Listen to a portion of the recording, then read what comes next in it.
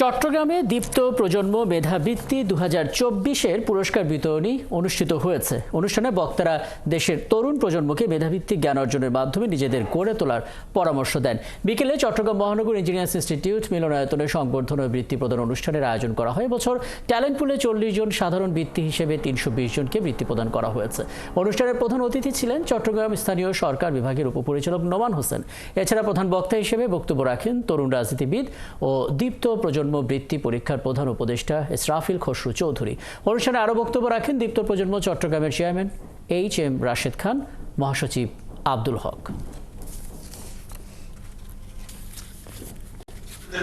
আমরা চাইছি খালি বৃত্তি না, ভবিষ্যতে আমরা আরো উদ্যোগ নেব এবং আমাদের মূল কাজ হচ্ছে বাংলাদেশের জনগণের সাথে বিভিন্নভাবে সম্পৃক্ত হওয়া এবং তাদেরকে সহযোগিতা করা এবং তাদের অনুপ্রাণিত করা। এসে আমাদের ছেলে মেয়েদেরকে, ভবিষ্যৎ প্রজন্মকে এক হলো দেশপ্রেম উদ্বুদ্ধ করা, দ্বিতীয় হচ্ছে বড় স্বপ্ন দেখা। আমাদের লক্ষ্য একটাই, আমাদেরকে এগ্রিকালচার করতে হবে। আমাদের লক্ষ্য একটাই, লন্ডনের প্রত্যেকটা জায়গায় আমাদের বাংলাদেশের অস্তিত্ব থাকবে। আমাদের লক্ষ্য একটাই, উন্নত বিশ্ব আমরা ইন্ডিয়ানদের মতো বাংলাদেশিরা চালনা করবো। পারবো না সবাই?